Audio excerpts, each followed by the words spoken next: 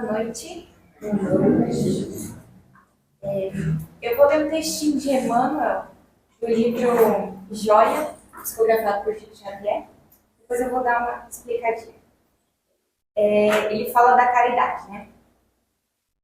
A caridade está no sorriso de compreensão e tolerância. Está na palavra que tranquiliza, na gentileza para com os desconhecidos, no amparo à criança, no socorro ao doente, na atenção para com quem fala, no acatamento das confidências de um amigo, no silêncio ante os conceitos agressivos desse ou daquele adversário, e no respeito perante os hábitos e as cicatrizes do próximo. Aqui, né, Emmanuel fala das diversas formas de praticar a caridade, né?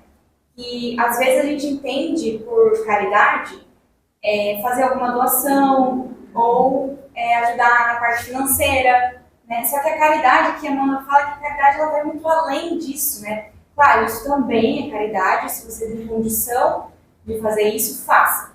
Até porque se muito lhe foi dado, muito lhe será cobrado. Mas aqui Emmanuel deixa claro que vai além. O fato de você prestar socorro a um doente já é uma caridade. Dar um amparo a uma criança, né, que está precisando. Você ouvir, né, escutar o desabafo de algum amigo, né, dar alguns conselhos a esse amigo, isso também é uma caridade.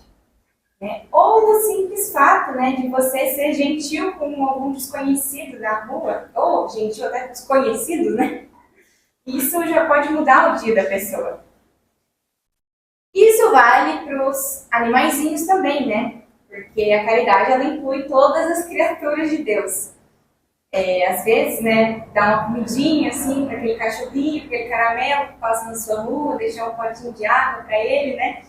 Isso pode mudar a vida dele, porque com certeza ele está morrendo de sede também. Isso também é caridade. Então, pratiquem a caridade, né? Ajudem as criaturas de Deus. E vocês vão ver, assim, né, a magia acontecer na vida de vocês, né? Porque todas as dores, né, como diria Joana de Ângeles, quando você enxuga a lágrima do outro, você não tem tempo para chorar. E aos poucos vocês vão vendo suas dores físicas, suas dores da alma se diluindo, né, com o tempo, conforme vocês vão ajudando os outros, ajudando os animais. E só para finalizar, então, como diria Allan Kardec, né, no livro Evangelho segundo o Espiritismo, fora da caridade não há salvação. E uma das maiores formas, né, de você praticar a caridade é você divulgar a doutrina espírita. E é isso, né? Vou fazer uma oraçãozinha aqui rápida para dar início à palestra oficial. Vamos fechar os olhos. Vamos concentrar o pensamento em Jesus Cristo. Que o nosso Senhor Jesus Cristo abençoe a cada um de nós e aos nossos familiares que ficaram em casa. Não nos falte oportunidade de praticar a caridade com o próximo, seja uma pessoa, seja um irmãozinho. Não nos falte oportunidade de ajudar sempre que precisa. Que Jesus Cristo possa guiar as nossas vidas, guiar os nossos passos, sempre em direção à luz. Ele é o caminho, a verdade e a vida, e ninguém chega ao Pai se não for por Ele. Que assim seja. Agora eu vou passar a palavra para o Haroldo, para a palestra da noite.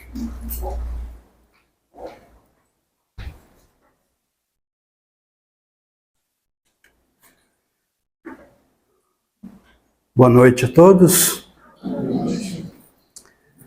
Nosso tema do Livro dos Espíritos, o bem e o mal. Eu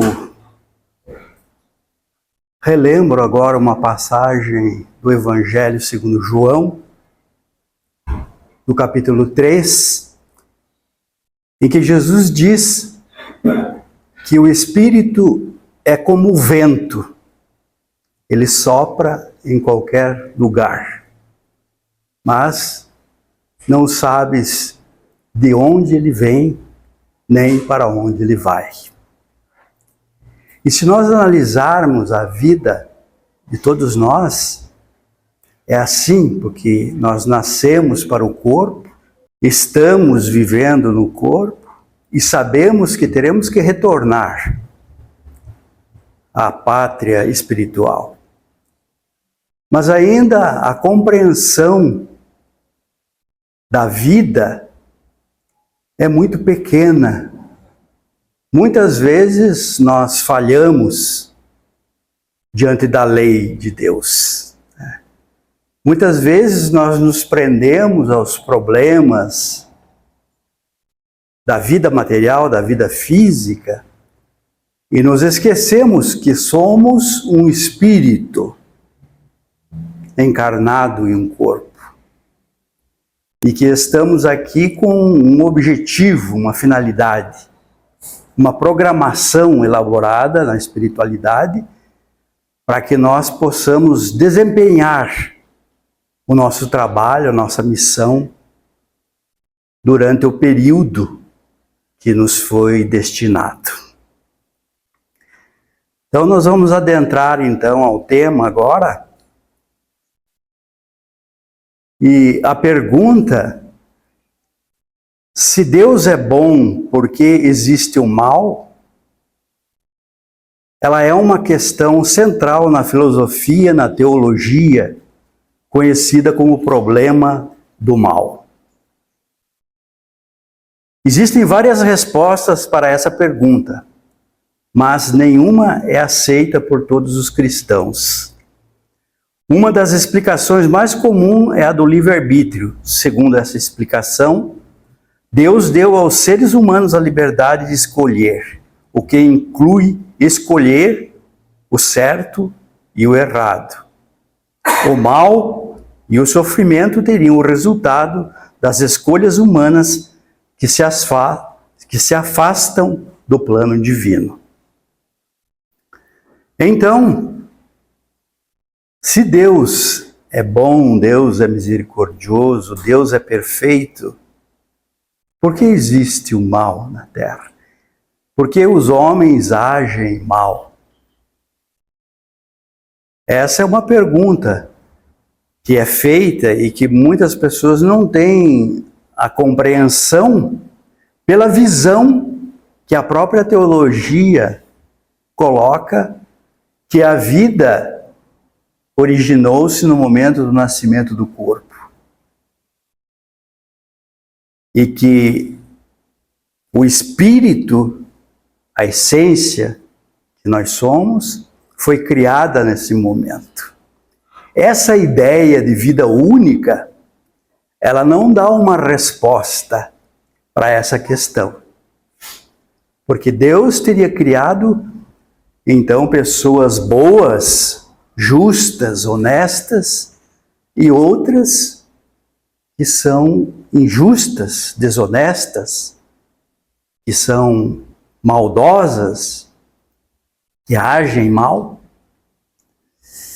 Então nós vemos que a reencarnação, ou a lei da pluralidade das existências, é a que traz a resposta. Porque, segundo a espiritualidade, todos nós tivemos o mesmo ponto de partida. E esse espírito vem através dos milênios, em todos os reinos da natureza, dentro da sua evolução. E usando o seu livre-arbítrio, vai evoluindo gradativamente, até chegar à condição humana. Assim, cada um manifesta aquilo que ele é verdadeiramente. O seu entendimento de vida, a sua compreensão da lei de Deus, a compreensão do sentido para a própria experiência no corpo, que muitos sequer pensam sobre o porquê de nós estarmos aqui. Então, a doutrina espírita neste ponto, ela é clara, porque ela traz as respostas para que nós possamos compreender. E nós veremos mais adiante, no livro dos Espíritos, as questões que trazem essas respostas do porquê destas diferenças entre as criaturas na face da terra, se todos nós somos criaturas de Deus. Então, dando continuidade, segundo o filósofo grego Sócrates, ninguém faz o mal voluntariamente. Esta frase de Sócrates sintetiza a crença do filósofo de que todas as ações devem ser motivadas a partir da busca do bem e da virtude. Nesta lógica, o mal seria, na verdade, a exteriorização da ignorância ou a falta de entendimento sobre o que é verdadeiramente bom. Então, Sócrates, o filósofo, afirma através desta frase que ninguém age mal por vontade própria, mas sim por ignorância, dizendo que a virtude e o saber são inseparáveis. Então, é necessário o conhecimento para que o homem haja bem. Aquele que age mal é porque ignora a lei, ignora a responsabilidade da sua atitude negativa e as consequências deste ato.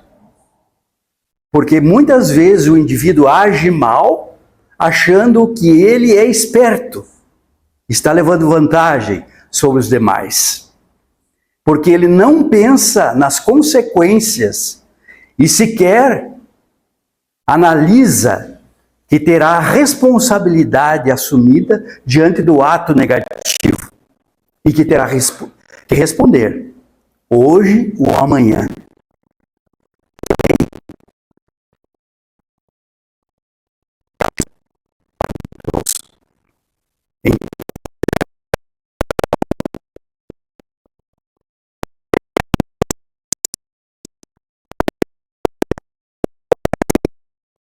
Mede a ação de cada um de nós durante a nossa existência.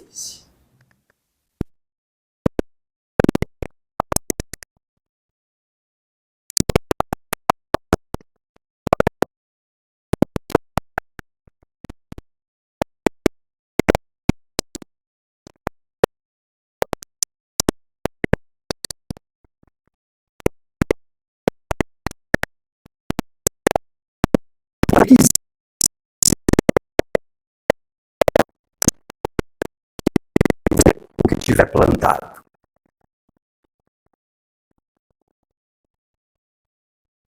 O apóstolo Paulo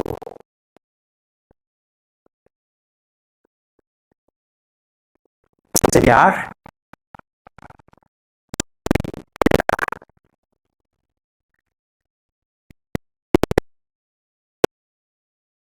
e restaura as ações, elas geram reações. E se a nossa ação é boa, o fruto bom retornará a nós mesmos. Mas se a nossa ação for má, o fruto amargo desta ação também retornará. E nós teremos que arcar com as consequências. Esta é a lei. Então, não é Deus que pune, que castiga, que condena a criatura humana. Somos nós que, no uso da liberdade que Deus deu a cada um de nós, fazemos escolhas diante da vida. Se estas escolhas estão de acordo com a lei, nós teremos o mérito do bem realizado. Se as nossas escolhas forem contrárias à lei de Deus, nós teremos a responsabilidade de ter atingido a lei e atingido a sociedade, o nosso semelhante. E teremos que responder também por isso. Então, nós não podemos fugir da lei. Muitos podem agir mal e achar, mas ninguém viu, ninguém sabe. Mas, muitas vezes, uma multidão observa na realidade espiritual. Não tem como o indivíduo esconder nada ou agir de uma forma que ninguém saiba. Porque tudo está registrado em cada um de nós. Assim como a lei de Deus está na consciência de cada um de nós. Então a pessoa pode dizer, mas a lei, qual lei? Onde está a lei? A lei está escrita em cada um de nós. Por que o indivíduo, ele tem o arrependimento quando ele age mal? Porque ele sente remorso, muitas vezes. Por que ele analisa ao seu ato e vê que ele falhou diante de uma atitude, de uma escolha, de uma ação? Porque a lei está nele próprio. E ele sabe disto. Então, nós é que construímos a nós mesmos. E a nossa vida, a nossa felicidade, ou a nossa condição, dependerá do caminho que nós escolhemos. Então, muitos acreditam que o Mestre Jesus veio para assumir o erro de toda a humanidade, que o seu sacrifício, a sua morte, serviu para salvar a todos nós. Isto é o que a teologia prega dentro das igrejas. Mas a doutrina espírita, ela fala de uma forma diferente. A espiritualidade nos diz que tudo depende de nós. O Mestre foi aquele que veio para ensinar o caminho. Eu sou o caminho, a verdade e a vida. Mas esse caminho ensinado por Jesus, todos nós temos que percorrer. E se não existe uma única existência, mas inúmeras existências, o processo da evolução, ele vai através de inúmeras experiências. E assim, muitas vezes, nós caímos, falhamos, erramos diante da existência. Mas Deus nos dá oportunidades para retornar e para reparar, refazer o caminho. E assim nós trazemos conosco os nossos afetos e desafetos, os amigos e os inimigos, que muitas vezes vinculam-se ao nosso grupo familiar, para que nós possamos acertar as nossas contas, reparar os nossos débitos. E assim desenvolver o amor àqueles que muitas vezes nós prejudicamos no passado. Então, Deus dá a oportunidade para que o Espírito, por si próprio, e através do seu esforço, da sua luta, do seu trabalho, ele consiga alcançar a vitória sobre ele próprio. Porque a luta maior é conosco. Nós temos que vencer a nós mesmos. E temos que analisar, conhecer a nós mesmos, as nossas deficiências, os nossos erros, nossos vícios, nossas falhas, para sermos criaturas melhores, para atingirmos os objetivos que a vida nos deu dentro deste período que temos. Então, a vida no corpo constitui-se na escola que Deus ofertou para que nós tivéssemos as experiências necessárias, passássemos pelas provas para medir a nossa capacidade, se realmente nós mudamos ou não. Se aprendemos as lições, se somos realmente criaturas que compreendem e observam as leis de Deus. Então, dando continuidade, entramos em O Livro dos Espíritos. Que definição se pode dar da moral? A moral é a regra de bem proceder. Isto é, de distinguir o bem do mal. Funda-se na observância da lei de Deus.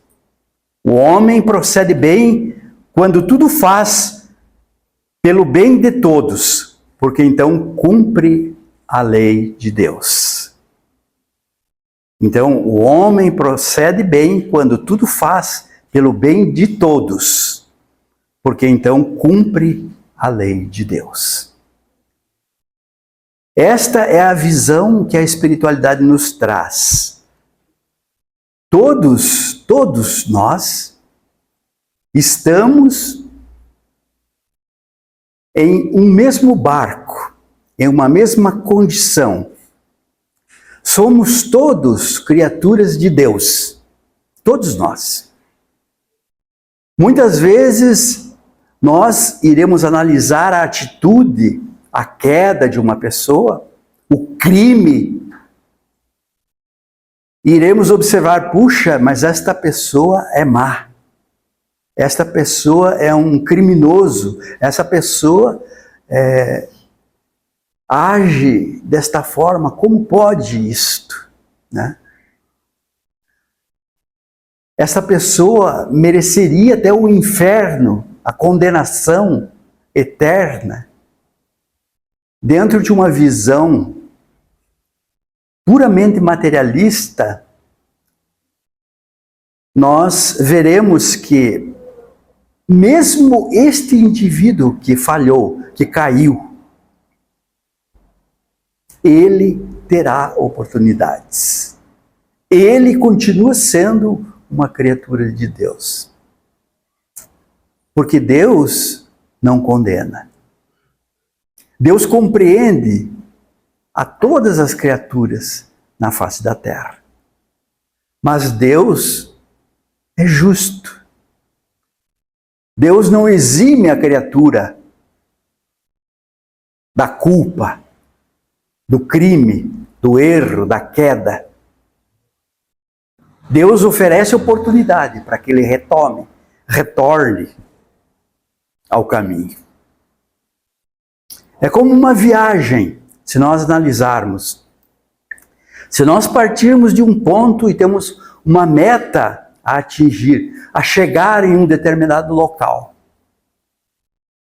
Para isso nós planejamos a trajetória que precisamos percorrer. Mas se chegarmos ao meio do caminho, nós nos desviarmos,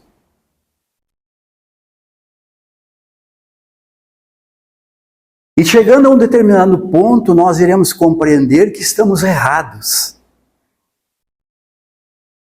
Então, isso é motivo de atraso na nossa caminhada, na nossa viagem. Teremos que retornar tudo de novo para retomar o caminho correto. Para chegar ao local definido, para atingir a meta planejada. A vida na Terra é assim. Nós planejamos na espiritualidade tudo o que deveríamos fazer aqui.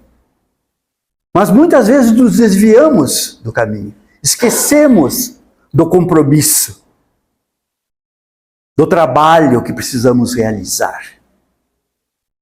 Do compromisso que temos para com aqueles que estão à nossa volta, os nossos filhos, nossos irmãos, a nossa família, a sociedade em que vivemos. E aí, nós atrasamos a nossa caminhada. Nós acabamos por falhar dentro do compromisso assumido, porque o Espírito livre, quando ele assume a sua própria encarnação, ele sabe que ele vai passar por provas, ele vai sofrer, ele terá inúmeras dificuldades, muitas vezes, necessárias ao seu aprendizado, para que ele consiga superar tudo isso e atinja os objetivos. E ele acredita que ele irá vencer. Ninguém reencarna na Terra para fracassar, para cair, para não cumprir com a missão assumida diante do Criador. Todos aqueles que aqui nascem têm o objetivo do progresso, têm o compromisso assumido, mas a espiritualidade, ela não interfere, ela não te diz, não faça isso, você vai cair. Não, porque nós temos a liberdade. E esta liberdade é que irá dizer o mérito ou o demérito. Porque a ação é a escolha própria de cada um. Ninguém pode manipular o outro, dizer o que o outro tem que fazer, o que o outro tem que seguir.